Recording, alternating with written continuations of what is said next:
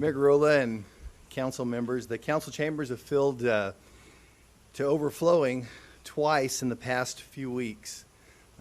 Tonight, as we just witnessed, everybody's here to talk about the proclamation. The recorder has published many letters to the editor, several editorials by Rick Elkins, and at least 3 front-page stories in the same time. K-Tip has discussed it on their morning show 6 or 7 times and used it as a lead story. At least 2 television stations have run stories on this issue. Between all this coverage, between all the letters and the email, the word on the street, the blogs, can we finally realize that this little proclamation is important to people in this community, and in fact important to people way beyond this community, as witnessed here this evening? Yeah, they were just words that were spoken, just words that were written down and typed on a piece of paper, but so were the Magna Carta, so were the Declaration of Independence, so were the Sermon on the Mount, just words. But words mean things. And I'm getting kind of tired of being told on one hand it's only a proclamation, just let it go, and on the other hand how vitally important it is that we make this kind of statement which will somehow keep kids from hurting themselves, make the community a more inviting and nurturing place to live, and my favorite, bring us into the 21st century.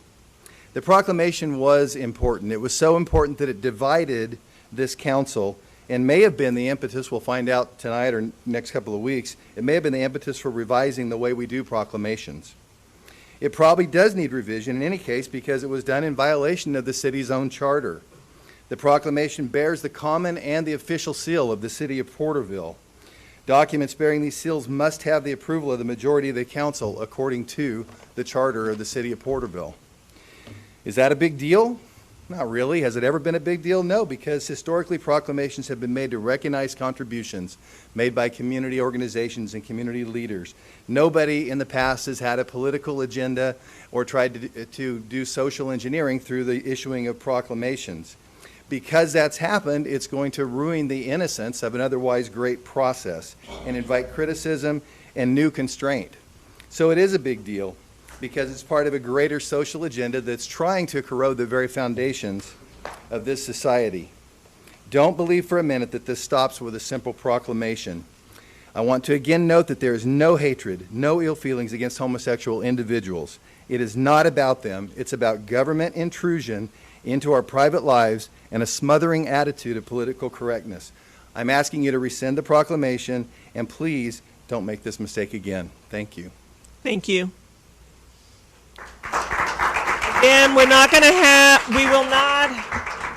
will not have the clapping. We are in council chambers. No, we're in the people's chamber. Well, we're in the people's chambers, but we do need to Let's not continue ever forward. forget that. Mayor Garola and council members, I'm Cece Townsend. We have Townsend Architectural Group here in Porterville.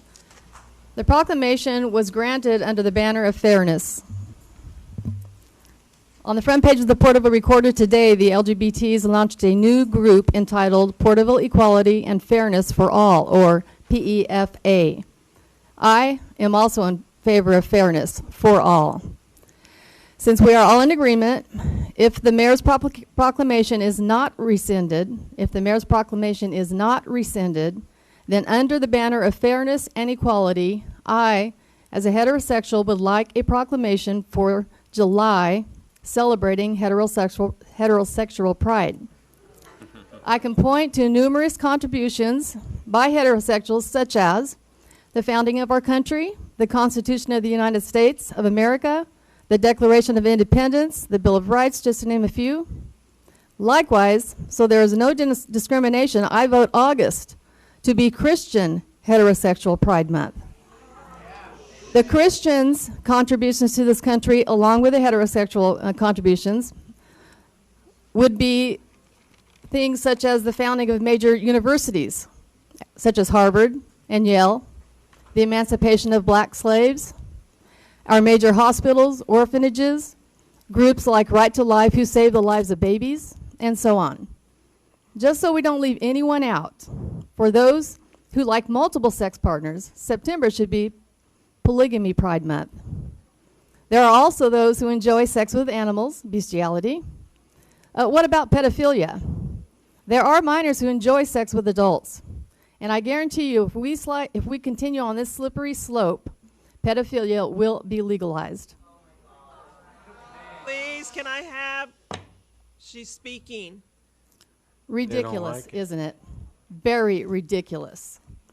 By the way, the statistics on the proclamation pertaining to the risk of suicide do not agree with the National Institute of Mental Health. In closing, I quote again from Thomas More, Lord Chancellor of England, "When a statesman or a councilman or mayor forsakes his own private conscience for the sake of his public duty, he leads his people on a short route to chaos, a short route to chaos, a 2-week route to chaos. I urge Mayor Garola and this council to rescind this proclamation and to make the necessary changes so the mayor can have council member support on future proclamations." Thank you. Thank you.